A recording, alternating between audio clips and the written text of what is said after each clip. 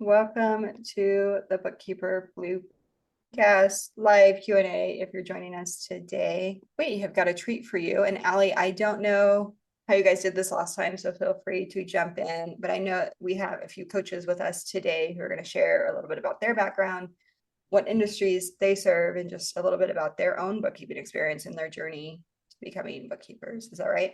Yep, that's exactly what we did. I'm Either one of you can start. It doesn't matter. All right. My name is Bonnie. I have been doing my own bookkeeping business for about 4 years now. Prior to that, I worked in lovely corporate America, which most of us have some sort of experience with.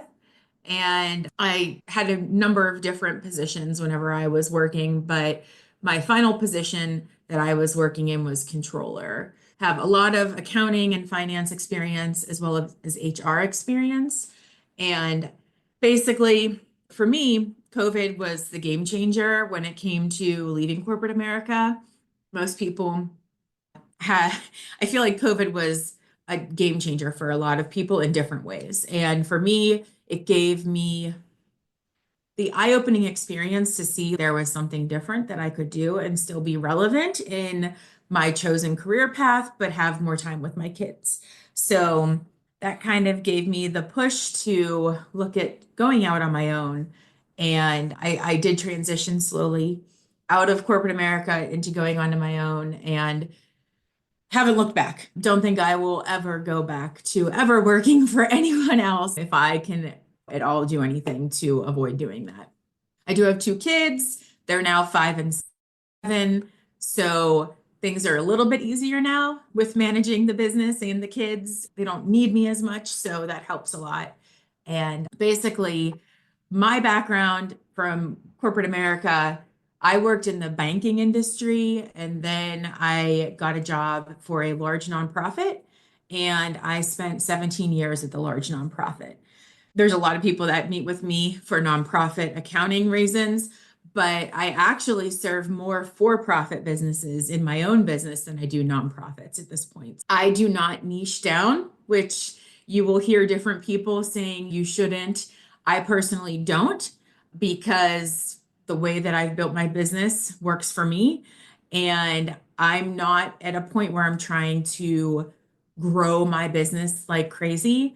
I've actually shrunk my business because it got bigger than I wanted it to be and it was consuming me in my life. So I have scaled back and just like working with all different industries, all different types of clients. I have real estate, I have an online educator, I have HVAC, I have hard money lender. So I have a broad range of types of clients. It's fun because for me, the monotony of doing one thing all the time gets boring. So that's why I like having that variety. Anything else you want me to touch on? No, that's great. Talk a little bit about, as far as like the coaching that you do for us, what do you like to coach on? What's your specialty? What do you like to help with? Okay. Yeah, marketing is not my area, that or mindset. Not me. Number one, I don't do a whole lot of marketing at this point because, like I said, I'm in my sweet spot with my business right now. And if I am taking on new clients, it's either current clients that are adding additional businesses or they're referring me out. So I'm not doing a whole lot of marketing. And then mindset, and Abby is very similar to me when it comes to this. To me, it's just make a decision and do what you got to do to get it done. And I know a lot of people struggle with that. Megan is the mindset queen. So anytime that someone's struggling with mindset, we're like, come work your magic and help them out. So that's not my area, but pretty much anything else I can help with to a certain extent. There's a lot of different nuances with different software. And you'll probably hear a lot of the coaches say it's impossible for us to know all of the software out there, right? So depending on what software your client is using, certain coaches have different experience with that. Some coaches might not have any experience with it at all. So that really just depends. I have a couple unique clients that use like a industry specific software. And because I have worked with them, when other students are getting them on, I'll say, hey, I know that software, like it's going to work best for us to look at it together versus a coach that has no idea what that software looks like. Yeah, I don't know. I don't think that I have, other than the nonprofit clients that students come to me for help with, I don't do church bookkeeping. For those of you who don't know in the nonprofit world, so there's like nonprofits and churches will fall under that, but churches have a lot of special carve outs and rules that don't apply to them. Church bookkeeping is not one that I have ever tried to dive into learning all of the differences. I just know that it's different enough that it's not how the rest of the nonprofit sector would be handled from the reporting requirements and the way that you would handle the accounting. Yeah, there's not really anything in particular, like thinking back on the students that I've helped lately, it's all over the place. Some of them are coming with help for like their processes and this is how they are doing certain things and looking for ideas on ways to change how they do things. We all have different approaches and that's the one glorious part about this business for all of us is that we can create our business in a way that works for us. And a lot of times people tell me, like in general, I'm really good at setting boundaries with clients and expectations and protecting my space. Whereas there might be other coaches that are a lot more lenient and don't necessarily have clearly defined expectations. And so once you learn and meet all of us, you'll see those of us like how we do things and personalities will align and you'll get to know all of us. And the thing about this group is there's such a good wide variety of us and we complement each other all in different ways. And the experience that all of us bring is so vast. Some of the coaches had no background at all whenever they started this. And then other coaches like myself and Sherry, we not only had professional background, but we also have education in accounting. So it's just such a wide, vast variety of coaches and what we bring to the table. And if there's something that I'm not 100% the best fit for a student to work with, I will tell them, like, I'm not the best one for this, but you should definitely be reaching out to this coach or that coach, that kind of thing. And if I'm not sure who would be the best, then us coaches talk to each other and we try to figure out who's the best to help with that particular situation. So you're not limited to just one coach, which when you have a coach or a mentor that you are working one-on-one with, if they don't know, you don't have many other options unless you find someone new. So that's what's great about us because there are so many of us to help you. Yeah, I agree. And it's super helpful because everybody's grown their business differently. So it's super helpful to be like, if you don't like what I have to say, go ask somebody else and see what they did and pick their brain. And that happens with almost every topic, right? Like they have different processes, they have different ways of handling this. So it's really cool. It is Yeah, really cool. Does absolutely. anybody have any questions for Bonnie? We'd love to answer any questions. She's here. Let me see here.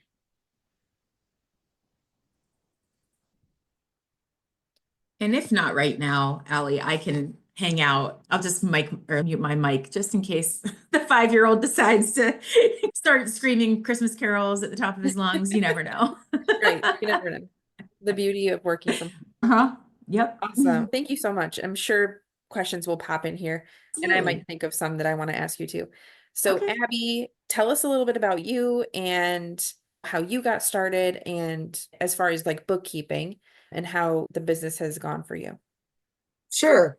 So, like before I started my bookkeeping business, mine has been running for the same amount of time as Bonnie's, about 4 years now. Same thing. Pandemic is what inspired me to quit my corporate job and work for myself and be around my kids a lot more. But my background really starts in, I was lucky enough to be raised by somebody who owned their own business, not a bookkeeping business. I'm a home oxygen business. So I've been in the backside of business since like my first memories are honestly being 11 and sending out invoices to my father's clients, helping his office managers clean up the office, putting inventory on the shelf for our warehouse manager, cleaning wheelchairs, doing all the things, which at the time I just thought was fun. It was time to goof around, but like really that taught me ins and outs of all parts of business, and I got to live it, which was great.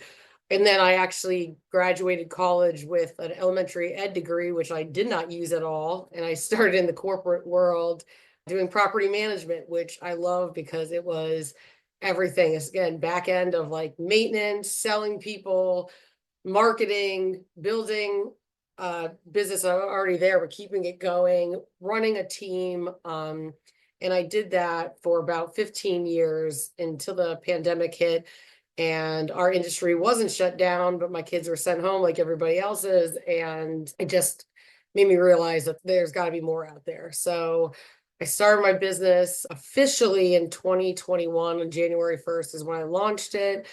And just like Bonnie, I did not settle on a niche. I just took business as it came.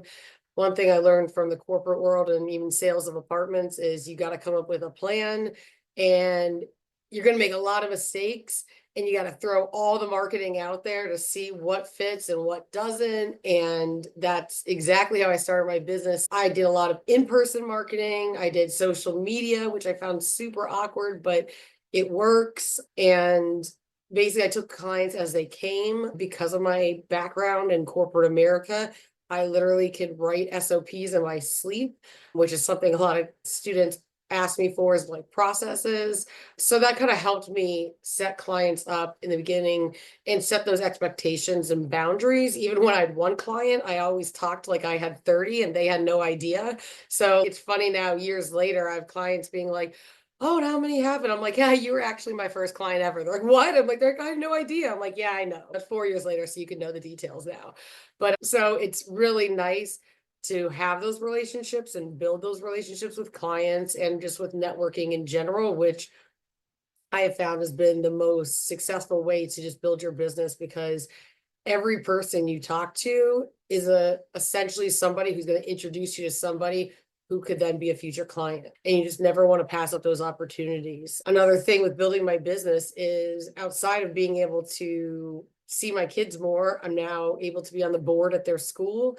And my husband and I run the local little league. And I just do a lot of various, my friend ran for the school board, like for the whole district, and she won, and I was her treasurer. There's just been so many opportunities that this business has given me that is not the reason I opened the business. So that has been so great. And those opportunities have led to, like Bonnie said, like she got to the point where she actually wanted to scale back. I'm not scaling back, but I'm like in that discomfort of it keeps growing and I got to grow with it, so that just a business that grows, corporation that grows, your business is going to grow. And it leads to, you have to now hire a contractor. Now you have to hire 4 contractors. I'm in that beautiful mess. That's like such a blessing in my life. That's something I share with our students, is like the mistakes I've made, because that's really what happens is you're going to make mistakes. You're going to learn from it. Whatever I could do to be like, yeah, I stepped in this puddle. Don't do that. Do this, and pass that on. And then help with, again, I think Bonnie said it perfectly. We both are very good with boundaries. So helping people set that up. So they could hopefully just have, again, like a successful business that is well run and makes you money. That's really what you want at the end. Yeah, for sure. And I love that, like the marketing, like we all have our own way of doing things. We can, like, especially building this business, you had your own way of doing it, and now you messed up 50 times, because you mess up a ton. Yeah. And now when you get on a call, you can be like, listen, don't do that. Yeah, that was a huge mistake. Right. Or that wasted a lot of money. Let me save you a lot of Yes. money.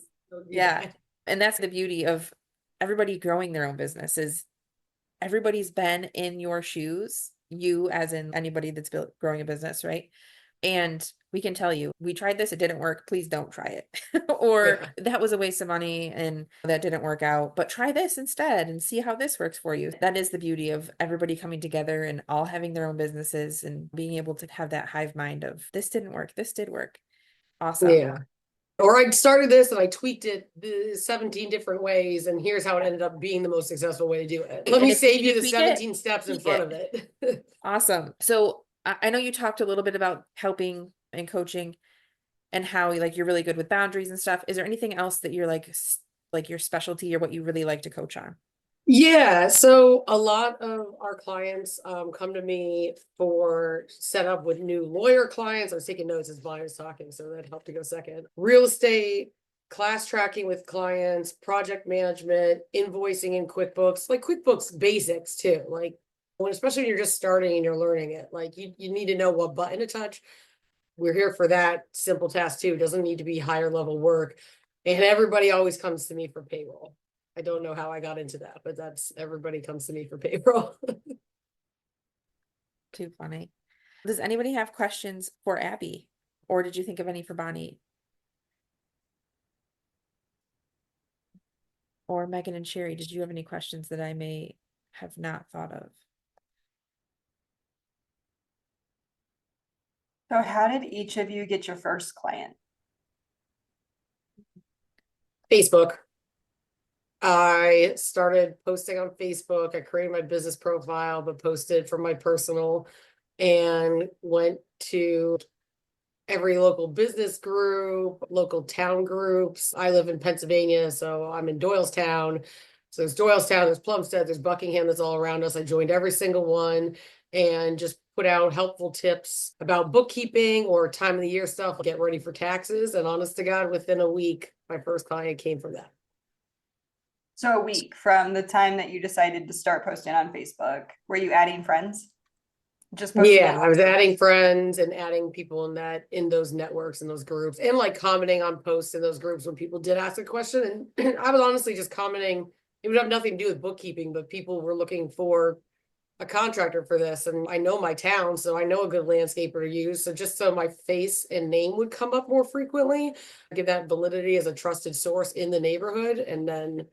But honestly, that first client was actually in California and I'm in Pennsylvania. So it wasn't a local thing. It was just one of the groups I joined that she found me.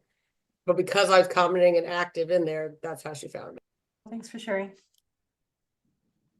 Bonnie, I want to say your first client found you. You had a client.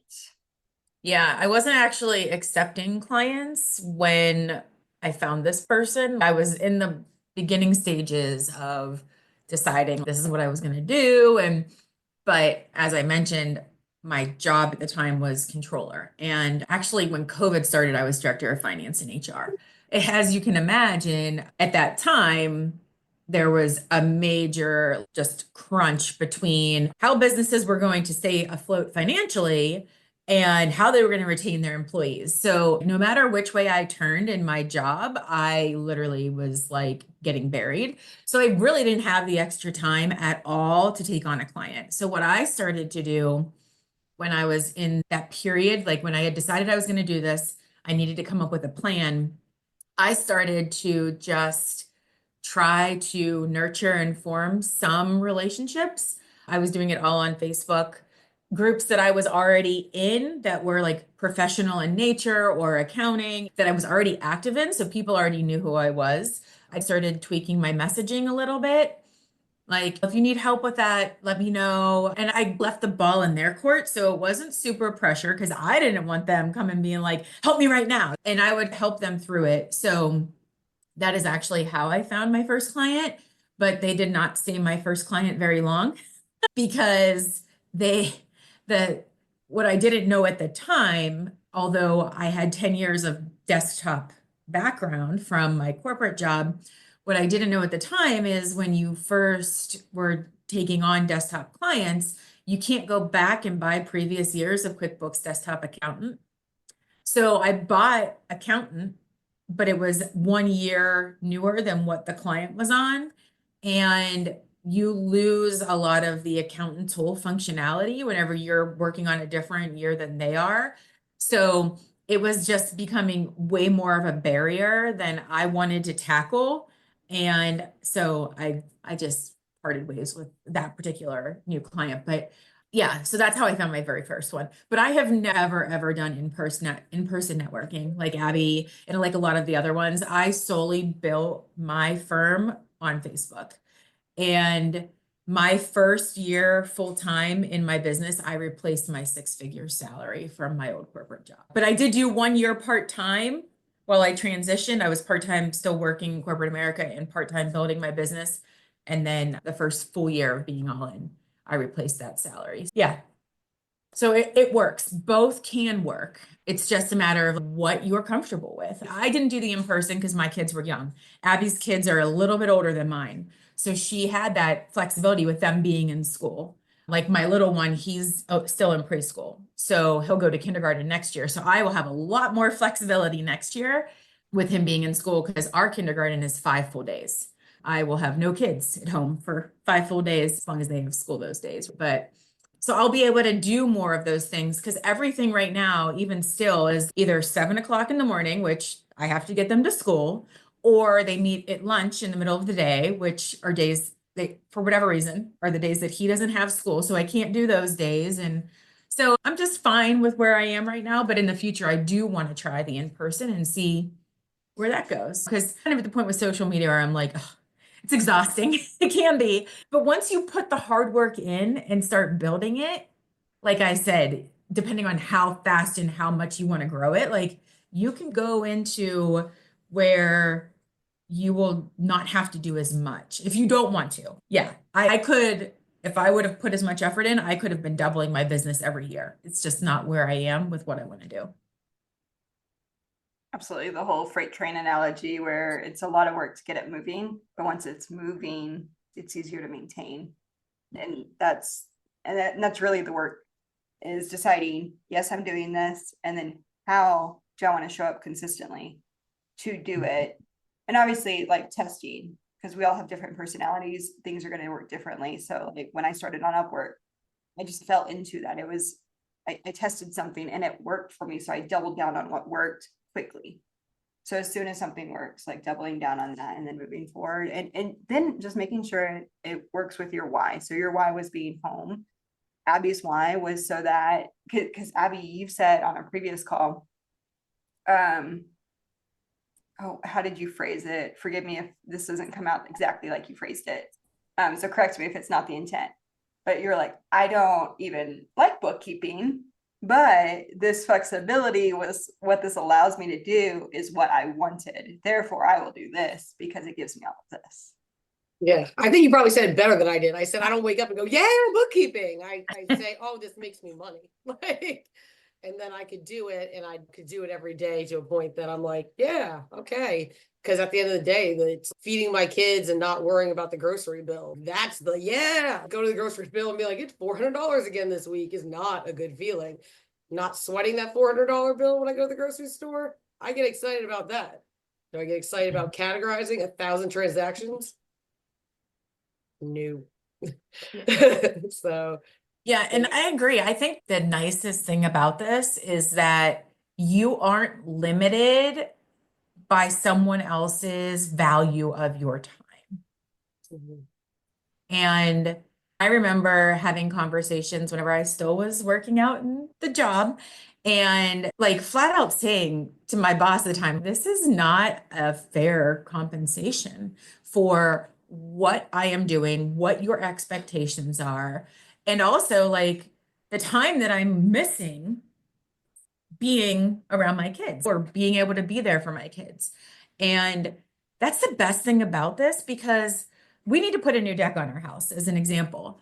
And my husband's, I think you're going to be blown away whenever you see the quotes. And I go, yeah, but maybe I could just do a little bit more marketing and get a couple cleanup jobs and bam, like how much of that deck is going to be knocked out? But that's because we have that ability, right? Like we can control what we make, not relying on someone else to see our value, if that makes sense. And it's really just empowering. Could I go out and get $20,000 worth of cleanup in 2025? Absolutely. If I want to, do I want to? Yeah. Yeah, but Do you want a new deck? competitive. We're getting it regardless, but it's just, I don't know, it's just a whole different like viewpoint towards money when you realize like you're not limited to that salary range of 60 to $65,000 that your employer puts on your time, knowledge, expertise, education. Like you can go out and say, yeah, I'm worth that, but I also know that I'm worth $120,000 a year if I want to be, and I can make that. It's just, yeah, I don't look at like those big things anymore as the doom of the next 10 years. Like, how are we going to pay that off? Because I can go out and get a couple more cleanup jobs if I want to. But then I can also be like, no, I don't want to, and we'll figure it out some other way. But it's just a nice option of having it. Like, you can't ever go to your employer and say, I need to build a new deck. I think you owe me a $40,000 a year increase. No, like they're never going to go for that. It just changes the way that you look at your financial problems. I don't know how else to explain it.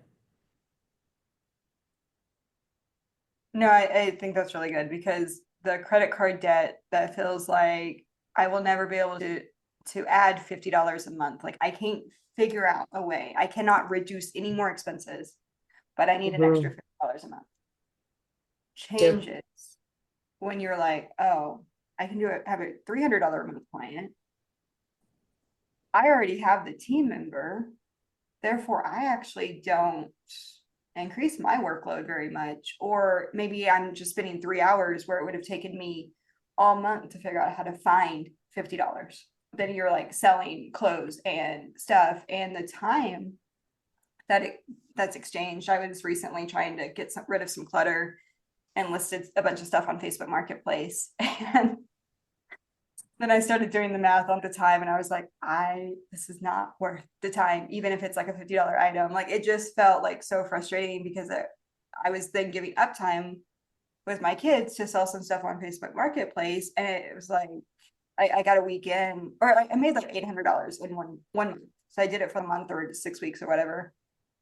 And that was nice. It was a nice little bonus, but like for the time that I spent on it and the frustration, and then like still not really achieving the goal I set out to achieve, was like, it gave me a different perspective on like, is this what I need to be doing to solve this problem? Is this the way I need to go about doing it?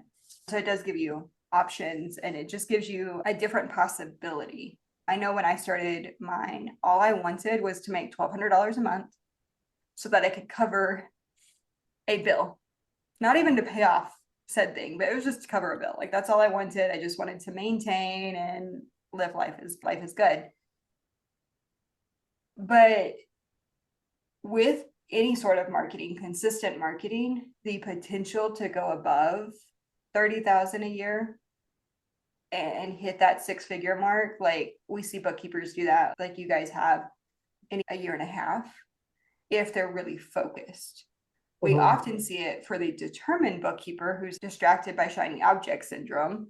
We'll have to do a study one day if there's like any relation to like ADHD and shiny object syndrome to these bookkeepers who are like 1 year versus 30 years. But in 3 years, like with consistent effort, most people hit that goal if they want that goal. We see a lot of people hit it in under 18 months, but if at any point you get distracted and you're like, I don't know if I want this anymore, and you take 6 months off, you're going to slow down and you're going to have to get that freight train going again, and then you'll hit it. Some people have that extra mindset hurdle to overcome in the process, or life circumstances. We have a bookkeeper in our community who grew her bookkeeping business from the hospital rooms while she was undergoing chemo treatment. And we shared her story. Her story's on the website too, Allie, right? She has a video. She gave us a video of her journey, and that was really sweet to watch. The last question that I have for both of you is, because y'all are both pretty confident. Bonnie, you had an accounting background. Abby, you're determined and you grew up in business. So like starting the business doesn't sound like it was overwhelming for you guys to choose. But as you got started, and if it was, let me know. But as you got started, what was it that you had to overcome outside of any bookkeeping education that really would have made or break your business? Like you had to overcome this to keep going. And it could be just maybe how I wanted, maybe Bonnie, maybe it was how you spent time on your computer versus being present with your littlest, because he was pretty little when you got started, and things like that. What was that other thing that you're like, if I could tell a bookkeeper this, keep going through this? I would say there's not like one resounding thing. And I always laugh when somebody says really confident, because what's the word? People always say you're the most extroverted introvert I know. And my family even knows me as like, I do a lot of in-person marketing. My kids know, and they are older now, they're 12 and 9. Like Wednesday is my peopling day. Like my kids came home yesterday, like, ooh, you left the house today, did you? I'm like, yes, I did, boys. Because I straighten my hair for you guys today too. So I'm just a little bit more dressed up, but it takes so much like mental strength to talk to people and get in that mindset, because even when you're having simple conversations, you're selling, and you're selling yourself and you're selling your business. And there's so many hurdles along the way that if you don't have that strong why of what at the end of the day you're doing this for, it's so easy to be distracted, overwhelmed, and to feel knocked down. Actually, you're gonna be knocked down multiple times. And for me, I don't like making mistakes. You're gonna make mistakes. So I really like to say find that why, but and then stick to it, because you just have to have that when you're going through, because it's going to be, you're making a mistake, you're out on social media, you make a stupid mistake in one of your posts that's like wrong, oh my God, how did I do that? Or whatever. And it's those little things that make you then question your ability to do this. Like, I thought I'm supposed to be a business owner that's supposed to have the answers for these other business owners. How could I spell a word wrong? How could I, oh my God, I'm talking to somebody about their books and they said this and I quoted the wrong number on this. We all make mistakes, but those are little digs to your confidence that if you can't look at it as a learning opportunity, you will struggle with it. And it's hard, I think. I'd even talk about this with my children. Everybody makes mistakes, and it's hard to look at mistakes as, oh, like, how do I learn from it? Because it's easy to like just take it out on yourself and then tell yourself all the things that aren't true, that you're not good enough, you're not smart enough for this, you can't do it. No, because there's a million other people out there who can do it, who've made that same mistake and are making millions of dollars. Like, you can do it. So it's just, don't internalize those and don't let those be the stopgate where like, I made this mistake and I can't move past it. Nope. And sometimes it is losing a client. All right, well, I'll get another one behind them, but don't let that be where you stop. There's that thing, success doesn't look like this, it looks like a lot of this. So that's what I think people need to take away. Don't let the little bumps stop the trajectory of your business. Yeah, and I think when you start your business, you're going to want to lean into what's comfortable, but you need to get uncomfortable. And you have to go after the things that make you uncomfortable, because that's where you're going to grow. And for me, that was marketing. And marketing to this day is still one of the things that like I just don't enjoy, but it's a necessary part of owning the business, right? And maybe eventually I'll hire someone to handle it and then I won't have to deal with it. But if you stay where you're comfortable, you're going to have a really hard time growing it. So whatever you're comfortable doing, you have to go the opposite direction and get yourself into those other situations, because you're never going to grow otherwise. And it's funny at this point, when I'm like posting on social media, I'll look at my memories in Facebook to see what I posted on that day the past few years. And when I'm scrolling and I look at what I was posting in 2022 or 2021, I'm like, wow, why would I have posted that? You know what I mean? And I'll use that to like inspire me to post today, but I'll switch it up a little bit. But some of the things that like looking back, I'm like, man, I can't believe I posted that. And like how far I've grown with what I was posting back then. And also realizing that like things change, right? You can't just continue to do the same thing all the time, because you have to continuously tweak your message and tailor your message and go after the people that you're trying to go after. If you want large multi-million-dollar clients, then you're going to have this marketing path. If you want to help brand new business owners, you're going to have this marketing path. If you want to help hot mess people that are years behind, that need massive cleanup, you're going to go this direction. So you have to know what direction you want to go, but then you also have to make yourself get in and get dirty and get very uncomfortable, because yeah, you can't stay where you can't stay where you're comfortable if you want to grow. So I just want to make sure I'm not muted. Just making sure that like you're growing 1% every day. Every time you post, and maybe I'm muted. No, you're not. Small actions over time lead to big results. You don't have to do it all at the same time, but every day trying to do something. Yeah, absolutely. Yeah, I saw something from 2022, I think, this week, and it's very different than what I post today. And as you start to refine, okay, I might not want to be niching, but I do want to be talking to this type of business owner, because I don't want to serve maybe the business owner that's 10 years behind in their business or whatever it is, right? I'm being exaggeratory, but it does happen. You start to learn that, and it's really encouraging, I think, to everyone listening, regardless if you're just starting or maybe you're 5 years in, that it is a journey. You learn, you grow, and you don't always know everything. You do pick up stuff. You learn stuff every day. There's always new softwares to learn, new ways to connect things. I learned something the other day and I was like, oh, that makes my job for a particular client so much easier now that I can do this with this software. And I'm pretty hesitant to connect softwares, but sometimes it'll do that and it won't mess up stuff. Let's do that. But that comes with, as you build confidence in knowing what the softwares are doing. And that's just a journey of learning, testing stuff. And I'm an experimenter at heart. So thank you both for jumping on and sharing your stories, sharing your journeys. I think there's so much from both of you that everyone could take away from today, and just listening to the replay, the podcast on YouTube. Feel free to follow us wherever you're listening to us. If you're listening to us on Facebook, make sure you're seeing those notifications come through. If you're following us on the podcast, make sure you're subscribed there. If you're following us on YouTube, make sure you're subscribed and have the notifications turned on so that you're getting these videos as soon as they're posted, just because we love to interact with you guys and continue the conversations. And we do see so many conversations throughout the week, and we love them. We love being so you guys hit your milestones, your goals, get started. We celebrate every client for you guys. And this week we had a student who shared with us her progress since October, and it was phenomenal. We're really excited to see y'all's growth and all of those things. See you guys next week.